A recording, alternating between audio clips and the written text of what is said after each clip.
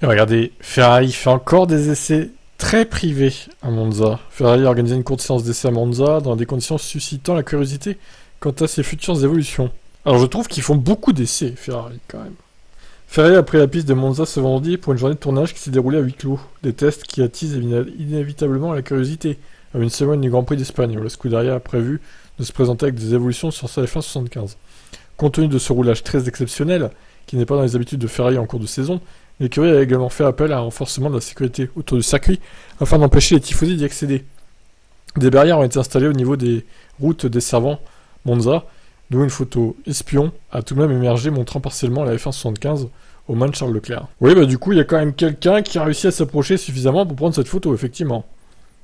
Officiellement, Leclerc était au volant ce matin pour un tournage promotionnel, comme l'autorise le règlement à 2 reprises dans la saison pour chaque écurie. Le besoin de nouvelles images est évident pour Ferrari, qui s'est séparé de son sponsor Kaspersky en raison de la guerre en Ukraine. La première des 2 journées de tournage promotionnel avait été organisée par la Scuderia à Barcelone, avant les premiers essais hivernaux. À l'époque, la marque russe figurait encore sur la monoplace. Il convient de rappeler qu'un tel roulage est strictement encadré, à savoir limité à 100 km avec les pneus de démonstration.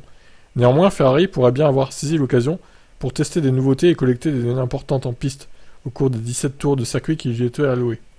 Après un excellent début de saison, ponctué par 2 victoires et lui permettant d'occuper la tête des 2 championnats, Ferrari n'a pas caché son intention d'introduire ses premières évolutions majeures à Barcelone.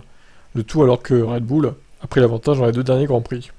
À Maranello, on estimait après Miami accuser un retard moyen de 2 dixièmes au tour sur l'écurie de Red Bull. Les modifs apportés par Ferrari à sa monoplace devraient se concentrer sur la réduction de la traînée du poids, ce qui pourrait passer par un nouvel aileron arrière et par des évos touchant les pontons et le plancher.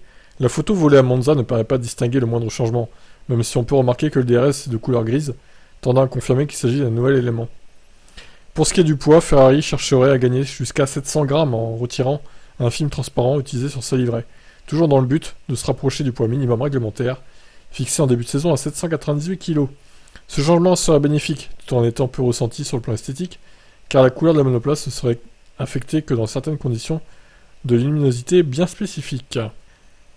Ils sont prêts à tout pour gagner le moindre gramme, hein, c'est incroyable. Alors après, tant qu'ils n'enlèvent pas l'eau des pilotes, hein, comme certains font, n'est-ce pas? Donc voilà, Charles Leclerc au volant de la Ferrari à Monza. Est-ce que vous pensez du coup qu'ils ont testé des évos lors de ce tournage promotionnel? Ah ah! Je vous laisse commenter, ciao ciao.